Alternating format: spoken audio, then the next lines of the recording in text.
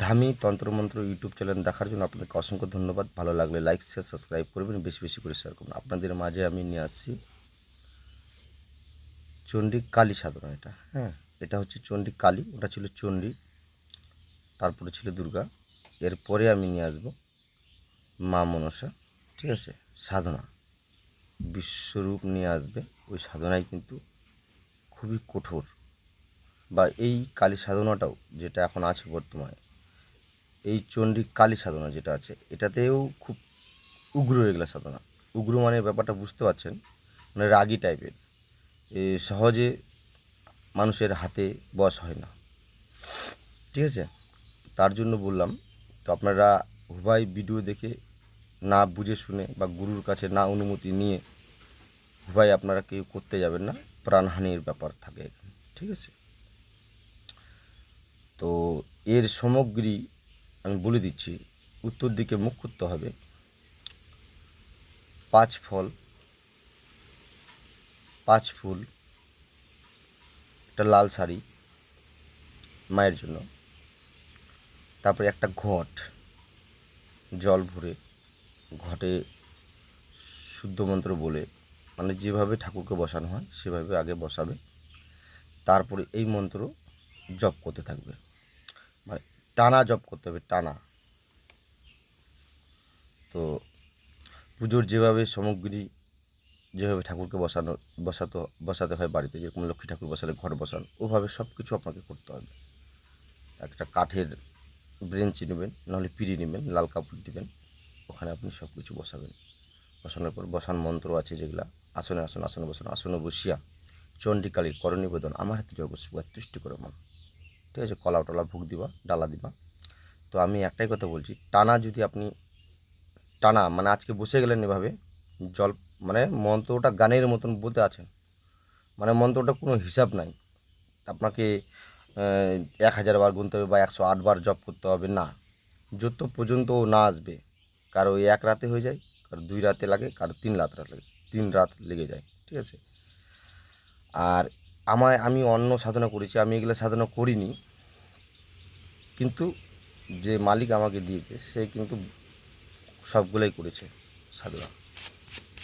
ঠিক আছে, মানে আমার গুরু ভাই। তো এগুলা আমি করার সময় পাইনি অত।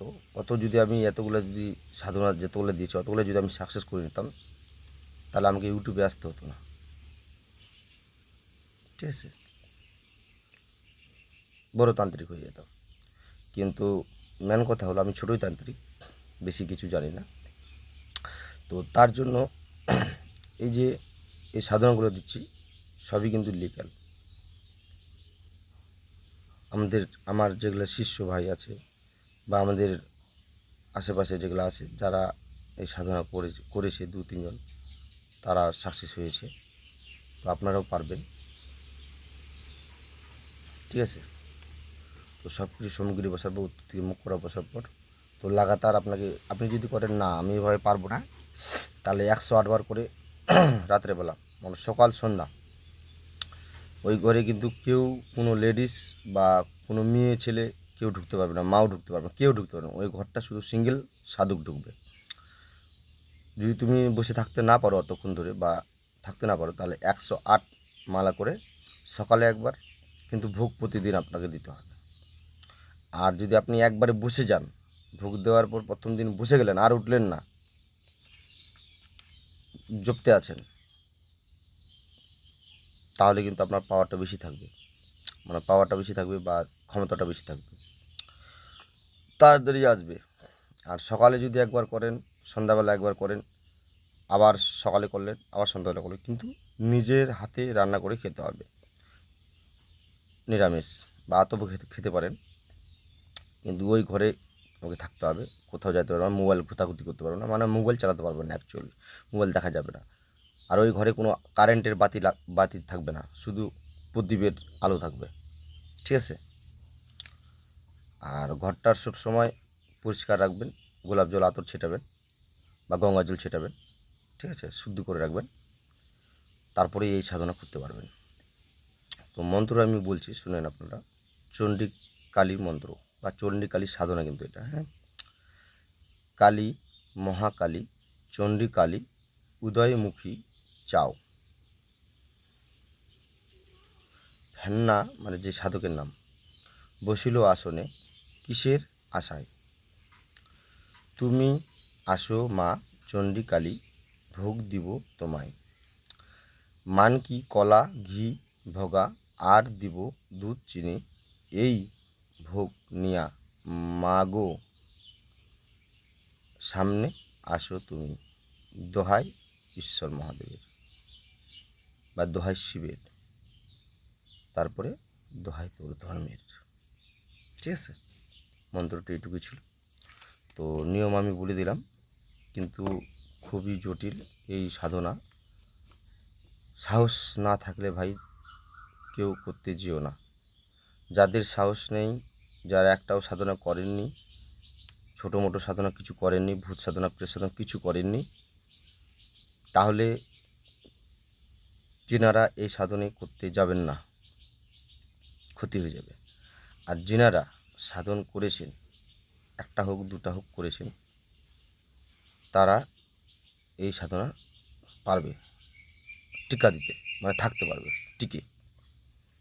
আপনি যখন এই মন্ত্র বাড়িতে বসে যখন আপনি জপ করবেন, মাথাটা ঝিমঝিম করে ব্যথা করবে মুখস্থ করার সময়, তারপরে যখন সাধনায় বসবেন, তখন রাতে কিন্তু খুব হাওয়া করবে, ঘরে তোমাকে বিভিন্ন রকমের আওয়াজ হবে। ওর যে এই যে চণ্ডীকালীর যেতে বাম দিকে ডান দিকে যেগুলো আছে, ডাকিনি জুকিনি পিচাসিনী, ঠিক আছে, এগুলো আপনাকে ডিস্টার্ব করবে। আপনার মায়ের রূপ ধরে আসবে, আপনার ছেলের রূপ ধরে আসবে, মানে আপনার এমন লোকের রূপ ধরে আসবে, তো তোমাকে সাধনা থেকে উঠতে বাধ্য, এরকম ব্যাপারটা। তো তার জন্য বলছি, সবাই এই সাধনার থেকে, আপনারা যারা সাধনা করতে পারবেন না অল্প সাহসে, তারা মন্ত্র নিয়েই কাজ করুন। আমি দিয়েছি তো সব কিছু নিয়মকানুন দিয়ে দিচ্ছি। আর যিনারা সাধন করতেই লাগবে তারা করতে পারবেন, কিন্তু নিজ দায়িত্বে, নিজের গুরুর অনুমতি নিয়ে।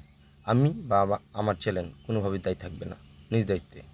এরপরে নিয়ে আসবো মা মনসা সাধনা, একজন চেয়েছে, ঠিক আছে, মা মনসা সাধনা আর গোরখনাথ সাধনা। কিন্তু গোরখনাথ সাধনা হচ্ছে আমাদের অ্যান্ডেল ধর্মের আলাদাভাবে, আর যারা কালো বা নাথ তাদের কিন্তু আলাদা। ঠিক আছে, তো ধামি তন্ত্রমন্ত্র ইউটিউব চ্যানেল দেখার জন্য আপনাদেরকে অসংখ্য ধন্যবাদ। ভালো লাগলে লাইক শেয়ার সাবস্ক্রাইব করবেন, বেশি বেশি করে শেয়ার করবেন।